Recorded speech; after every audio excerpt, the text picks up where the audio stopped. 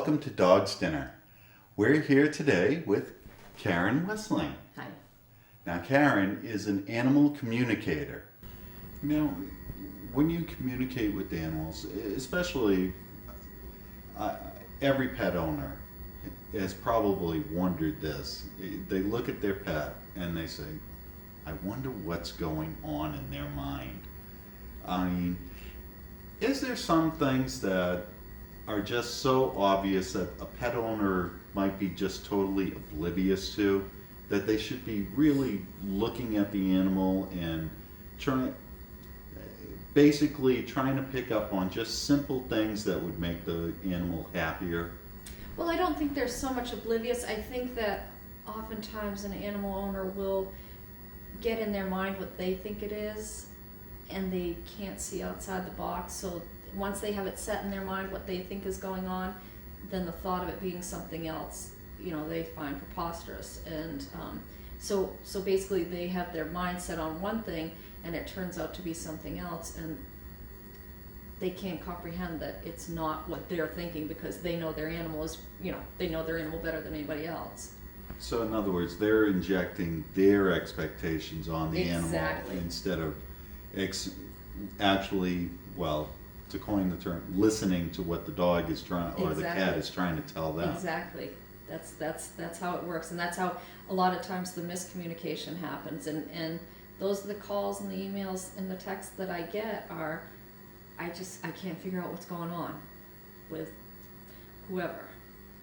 Now, we have a small dog, Yackle, that well, to put it mildly, she has some issues, especially traveling. Pretty much, can you come up with or narrow down some issues that you find common in pets, like traveling in the car or being alone, or just social problems with other dogs or cats? What are the most common things that you run into that just drive pet owners crazy, but you see it time and time again? The most, I would say, is them reacting to a person who comes into their household, especially with a rescue animal. A certain person could walk in, whether they have a hat or they have certain stature or something like that. A dog can be perfectly friendly to everybody that walks through the door, but this is one person that they will not get along with. And a lot of times that comes from something in their history. If I speak to the pet owner and we can work through those things. In other words, it's not impossible. Like, they're responding to this person, so let's try something else. Let's have the person come in a different manner, or have the person come in a different door. Something so the animal realizes that it's okay for this person to be in the house. So that seems to be the main thing, is something that they're doing that's not what they would consider normal. So in other words, someone might have a habit, like an action, or the way they speak, if they're very boisterous, that things like that which trigger bad memories in a dog and bad associations with the dog. Exactly, yeah. And like you said, it's an association, and it doesn't mean that the person that came through the door has ever harmed the animal or would even think of harming an animal. But there's something about that person that the dog goes back and they've somehow either been hurt or even mistrusted a person like that. It doesn't necessarily have to be a physical hurt. It could be they mistrusted him for whatever reason. Either they left him alone for a week or something like that. Okay, so it's basically the animal associates actions, noises, and that will trigger repressed memories, and that's how they associate that source. If it's mistrust or abuse, that will come to the surface, and the animal will actually act on it, won't it? Yes, they will, and a lot of times it's okay, because when it comes to the surface like that, then we can work through it. We've got something to work with. We know what's going on, and we can work with it. Now, is it a matter of communicating to the animal that how do you disassociate that memory with a person, where you teach the animal, yes, he does this, but it's okay. I would go back and work with the animal and let them know that they can trust that they're in a different space, that they're with different humans, and that the people that had harmed them in the past are no longer in their life. So that would be a form of communication. I would work with them. Sometimes I would do literal and physical things, like have that person there, and we'd work through some things like you might see on the dog training shows on TV. But a lot of it's just going to be me communicating with them and letting them know that they are in a place of trust now. So basically, you're teaching the dog to stereotype that an action from one person is not the same as the same action from another person.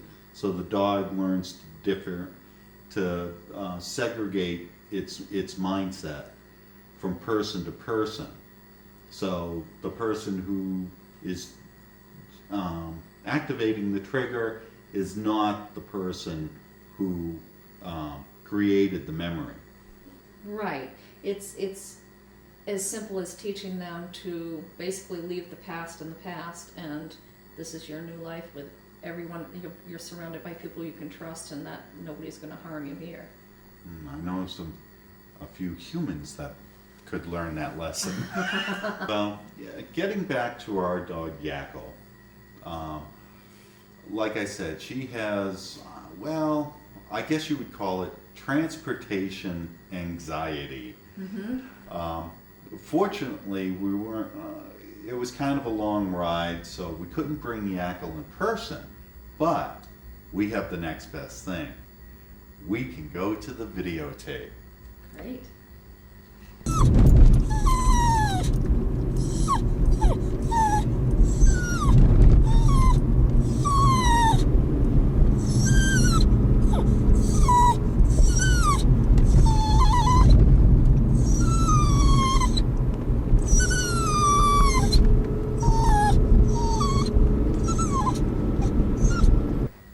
Karen, you saw the video. What's your initial impression of it? Well, what I see from Yackle's point of view is a little animal in a big car that's moving. I'm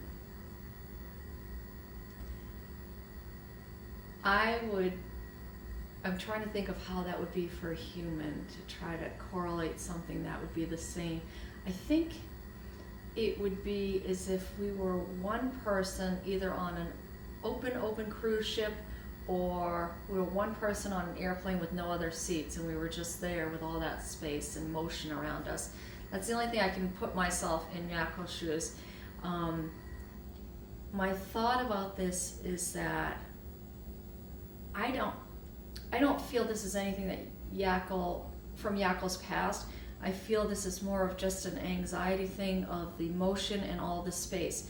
What I would recommend trying is putting Yackle, if you haven't done it yet, putting Yackle in a crate, a small, so that the more enclosed space.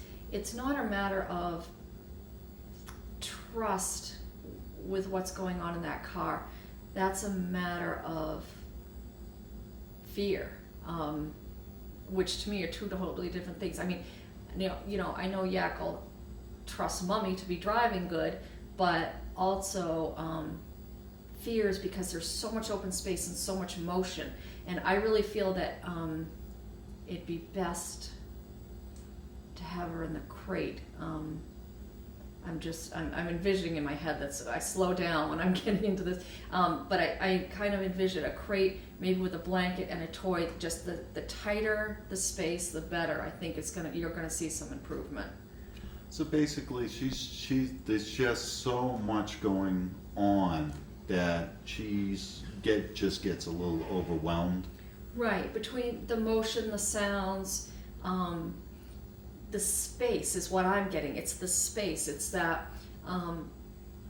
when you have a puppy, and when you first bring a puppy home, you keep them in basically the smallest crate possible, and you'll find that the animal goes into that crate because for security, not for punishment, but more security. It's when they're not feeling secure that they get inside that crate and they want to just be in there and be secure.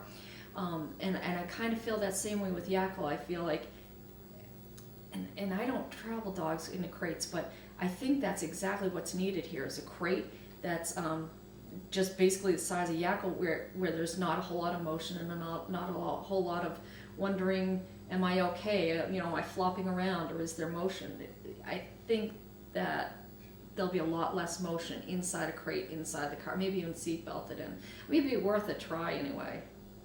Now, you referenced it to someone sitting alone on an empty airplane with no seats would feel uncomfortable. Now, with my experience flying, I would appreciate the legroom, but but I could see, I can understand where that would be a little disconcerting, because part of the comfort you feel in an airplane is the fact that everything is close in around you, and it sort of makes you feel a little more secure than if you were just in a cargo airplane with just empty space being bounced around in turbulence. Right, exactly, and that's the emotion and that's the energy that I'm picking up from Yackle, is that it's just all that room. When we're on an airplane, yes, we'd love to have the leg room, but if we hit turbulence, we know we're only going so far. We're either bouncing up against that seat, we're in our seat, we're hitting our neighbor, or something like that. And you picture that without the other seats, without somebody sitting next to you, and you hit turbulence, and where are you going? I think it would be a little nerve-wracking, and that's how I put that into human words of what Yackle's experiencing in a car. Yeah, because, that sort of makes sense, because so you're basically, what you want to do is just put her in her own environment, right, where she feels enclosed and secure, and that would build up her security, where it's not, she looks out the window and just sees from here to infinity. Yeah. To her, that would be sticking your head out the plane window and looking down. Right. And say, boy, we're up high. Yeah. Right. And I think that that is going to be having the crate, like, say, on the back seat, and then everybody just stays calm, and we're just going for a trip, we're not even going to look at it, we're gonna go, and not even the humans around are projecting any sort of emotion, like, here's what's happening, and here we go, and you're in your crate, and we're fine, and we're safe, and we're going on a trip. So everyone in the car is just no big deal, nonchalant. Yep. This is how we travel, and this is what we do, and everything's fine, and the dog happens to be with us, and we're calm. And Yackle's not getting any special attention, so No. she says, well, okay, this is boring. I might go to sleep. Okay. I might sleep in the car even.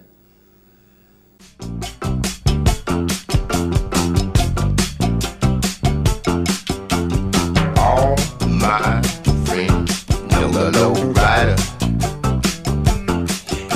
The low rider is a little higher.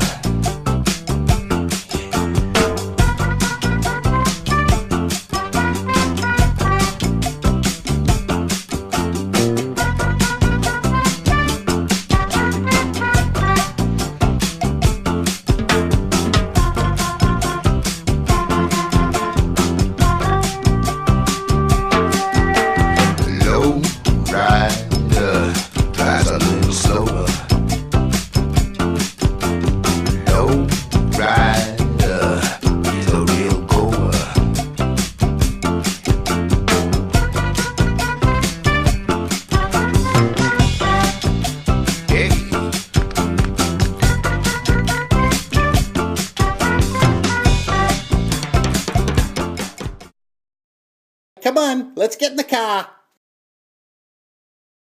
So Karen, how long have you been an animal communicator? I have been doing this just 6 years now.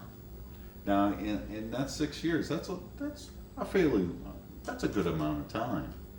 So, I have to ask it, do you have one case or one moment that stands out from all the rest that you sometimes just fondly reflect back on?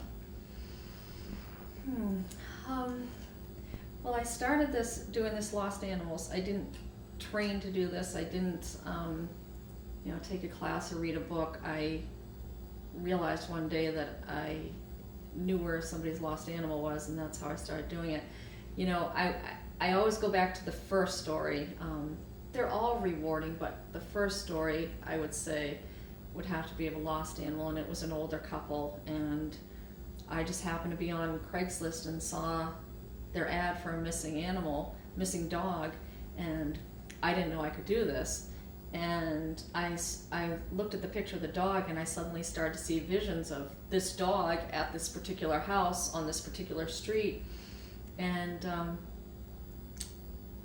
so I want to say that probably my first one was, I don't want to say the most rewarding, but it was such a shock when they found their dog. I had sent them an email and said, you're going to think I'm a kook, but I think I know where your dog is. I just suddenly had this vision, and check out this road. It was in Epping, and I'm like, there's a road that forks, and then there's a white house and a green patio set. I said, the dog is under the pink green patio set.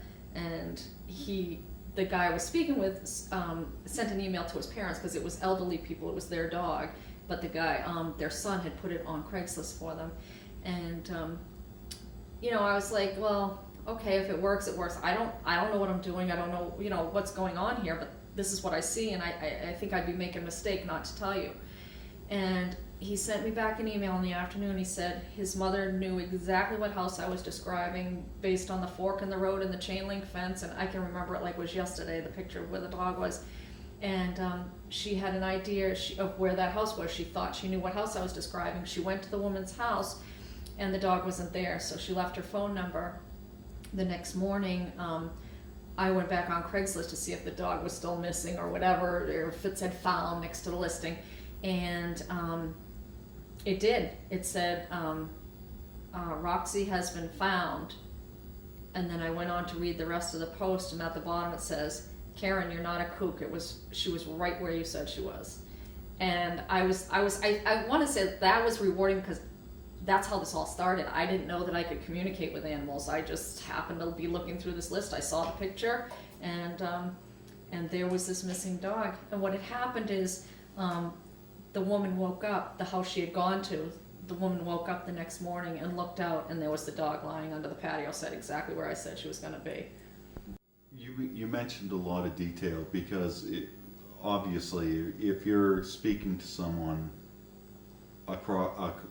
in Europe, you would have to be very, very detail oriented, because you couldn't say, well, they're down on Main Street by Right. the White House. Right. Because you don't know what kind of detail they would be able to pick up on and recognize to lead them in the right direction. Exactly. And a lot of times it takes me not just saying this, and this. I will say, when you're looking at your house, are there two houses to the right?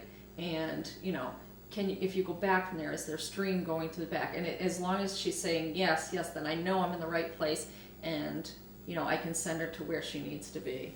Because, a lot of your directions would be associating the pet owner with the details, rather than, you can't give them an address Right, or exactly. a route number. Exactly.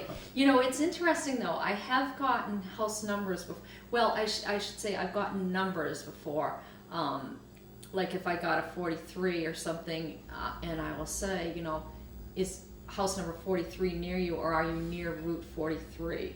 Because I'm getting a 43, and how does that fit into where you live? So sometimes you will get numbers. Yes. Or do you ever get maybe a street sign or a name? I get symbols. There was this one in Massachusetts that I kept seeing picture of a key, not a regular house key, but the older keys.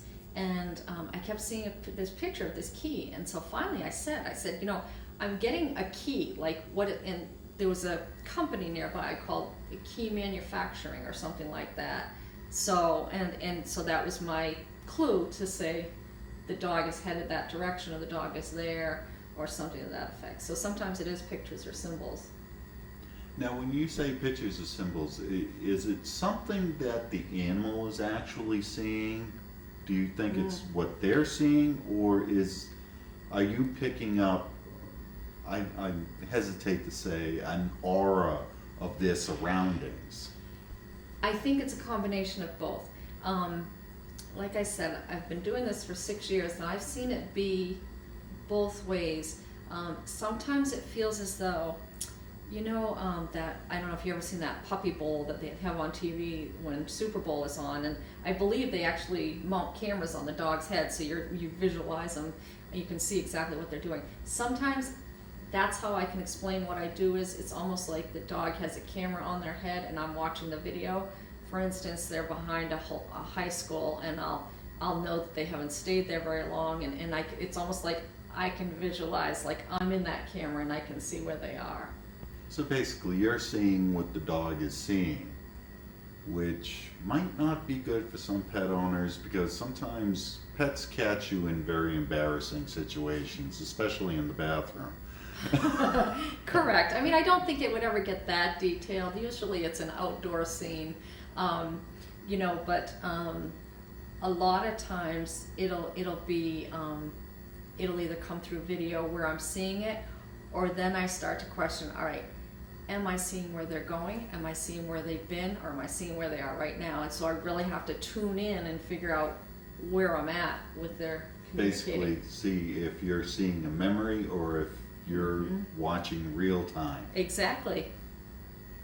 So, now you have a website that people can actually contact you. I do. My website, I did have two websites.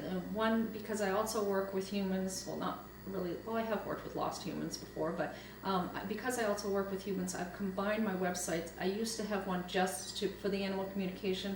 It was Pet Whisperer, but because I'm working a lot with humans now, I combine them, and my website is www.nhheartwhisperer.com. Now, you mentioned you're working with more humans now to actually find humans. Yeah, I've actually worked on it. I've worked on a few cases of missing humans. I worked on one that was very well known down in Florida. A small child who had actually crossed over, but I worked a lot with the evidence surrounding where she was and who had caused her to cross over. So, and give that website one more time, just to make sure everyone gets it. Sure. It's www.nh, for New Hampshire, NH Heart Whisperer. And remember the 2 ERs, whisperer.com. And it's heart, H-E-A-R-T. Heart. Okay, not H-A-R-T. So that is fascinating, and I think I might go on that website, because I have a few people I'd like to find that owe me money. Absolutely. Now, besides the website, do you have any Facebook pages or anything that you'd like to share? I do. I have just my regular Facebook page, and I'm Karen Whisperer on there. And I was NH Pet Whisperer, but like I said, I had to change it. And you know, I will put once in a while I'll put up a missing animal up there, but I do a lot of inspirational things on my Facebook page, just to kind of give all the people around me kind of an uplift for the day. But you know, there are pet tips and things like that. There's also great desserts or something. You never know what you're going to find. Anything that piques your fancy. That's exactly right. It's like I always tell everybody, it's my wall. I'll have whatever I want, whatever I choose on there. And that's her story, and she's sticking to it. Well, thank you, Karen. It's been a pleasure. You're very welcome. Thank you. Papaya.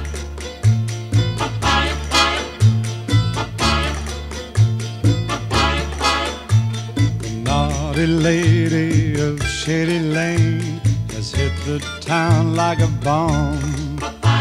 The back fence gossips ain't been this good since Mabel ran off with Tom. Our town was peaceful and quiet before she came on the scene. The lady